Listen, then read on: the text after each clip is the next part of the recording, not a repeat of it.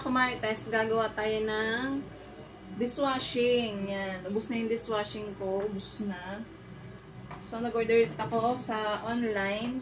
Ito yung Instakit. So, dalawang ganito na yung in-order ko. Yan. Bali, 12 liters to lahat. Nakita ko lang to dun sa bayaw ko. Ito yung in-order nila. Dito na lang din ang in-order ko kasi mas maganda siya. Tsaka lemon, yung flavor niya. Ayan. Bali, ang nagagawa kong dishwashing, isang punong ganito at kaunti. Kasi ito ay 6 liters lang naman. Dalawang ganito na yung inilagay ko dito sa timba. Bali, hindi naman siya puno. Kalahati lang nito para malapot yung niya. Consistency.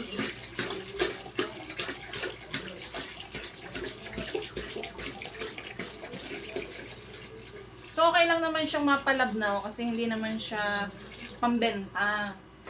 Kung gagawa kayo ng ganito na pambenta, dapat yung malapot, syempre. Eh, ako naman, kahit malabnaw yan, okay lang kasi pansarili lang naman. So, wait lang, maghugas lang ako. Ay, ang dumi.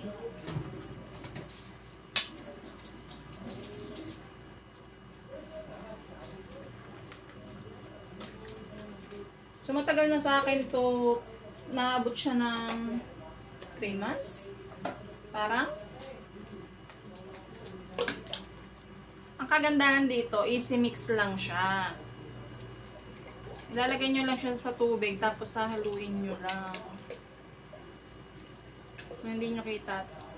Ayusin ko lang yung lagay ng aking tripod. Ito.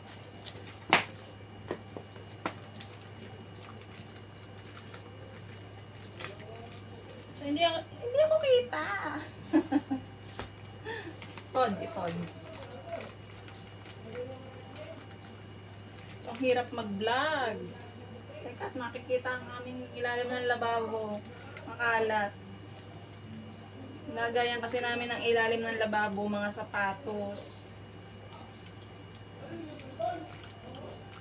Ibin natin. 6 liters yung ganito, makakagawa na kayo ng madami. 1 galon na dishwashing. So, isa pa. So, ang gunting. Tumalsik na ang ating gunting. Ay, nako. Mga kumarites, malinis itong timbang are ha. Akala niyo yan. Siyempre, boysen. Nilinis ko na yan.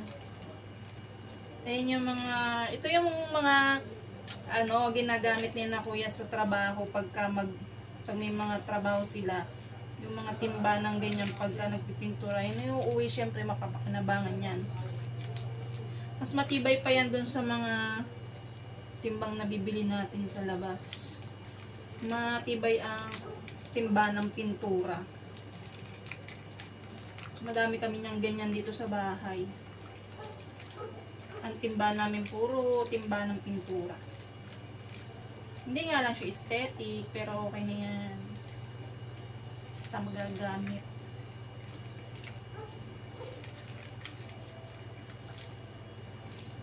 So, wala na akong mapiga. Haluin na natin.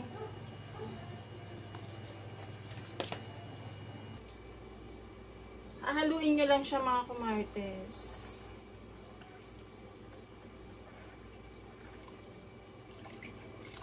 Hanggang sa lumapot. Lubog pa nga yung aking panandok. Pero kung ito'y pambenta, kontian nyo lang yung tubig.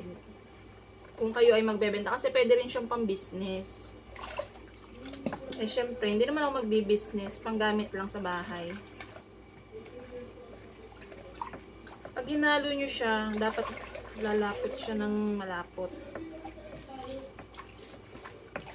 Meron tong dalawang flavor, calamansi at saka lemon. Napadami ata yung tubig ko. Di bale, panggamit lang naman kasi. Yan, kita nyo pag naghahalo na siya, ano na siya, nalapat na. Tatanggalin lang natin yung bula. Mabilis lang to. Pagka natanggal na yung bula, iseset nyo lang siya. Pag natanggal yung bula sa ibabaw, pwede nyo nang isanin sa lagayan.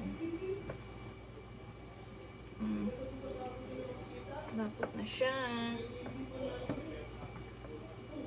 So, siguro ganito din yung mga gamit yung dishwashing na.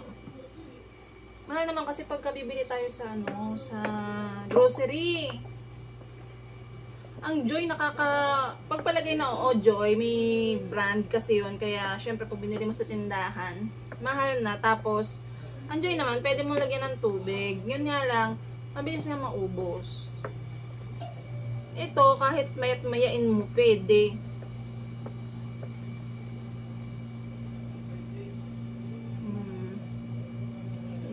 Malapot na.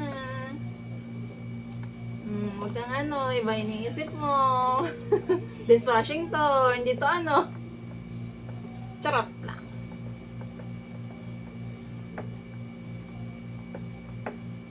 Masakit na siya sa balikat pag hinalo mo kasi nga malapot na. So, nakakapag-vlog ako dito kasi wala yung asawa ko tsaka yung anak ko. Nandito maingay, mga naglalaro ng cellphone.